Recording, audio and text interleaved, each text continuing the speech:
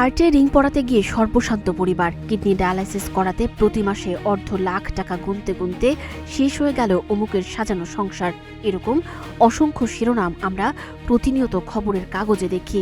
মধ্য ও নিম্নবিত্ত মানুষদের চিকিৎসা স্বস্তি নিয়ে একটি জনস্বাস্থ্য সেবামূলক বাজেট সাজাতে যাচ্ছে সরকার।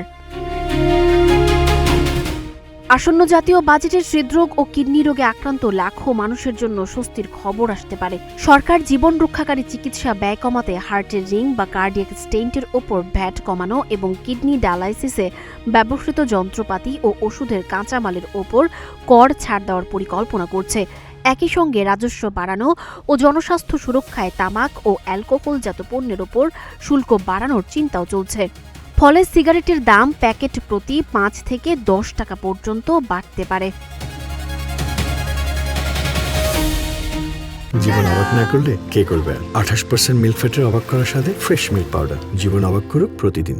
বাংলাদেশে প্রতি বছর প্রায় ৪৫,০০০ মানুষের হার্টে স্টেন্ট বসানোর প্রয়োজন হয়। অন্যদিকে কিডনি রোগীদের অনেককে সপ্তাহে 2 থেকে 3 বার ডায়ালাইসিস করতে হয়।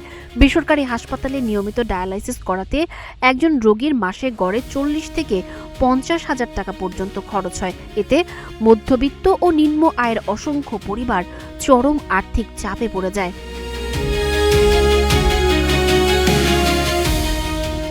স্বাস্থ্য বিশেষজ্ঞরা বলছেন, কর ছাড় কার্যকর হলে চিকিৎসা ব্যয় কিছুটা কমবে এবং সাধারণ রোগীরা উপকৃত হবেন। বাংলাদেশে এখনও মোট স্বাস্থ্য ব্যয়ের বড় অংশ মানুষকে নিজের পকেট থেকেই বহন করতে হয়। ফলে বড় কোনো অসুস্থতা অনেক পরিবারকে আর্থিক সংকটে ফেলে দেয়। অন্যদিকে সরকার ধূমপান নিরুৎসাহিত করতে সিগারেট ও অন্যান্য তামাকজাত পণ্যের ওপর কর বাড়াতে যাচ্ছে। জনস্বাস্থ্যবিদদের মতে তামাকের দাম বাড়লে বিশেষ করে তরুণদের মধ্যে ধূমপান কমে।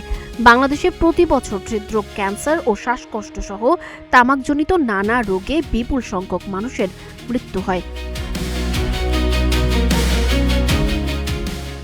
বিশ্লেষকদের মতে একদিকে জীবন রক্ষাকারী চিকিৎসায় কর ছাড়, অন্যদিকে ক্ষতিকর পণ্যে বাড়তি শুল্ক, এই দুই পদক্ষেপ মিলিয়ে এবারের বাজেট জনস্বাস্থ্য কেন্দ্রিক একটি বার্তা দিচ্ছে।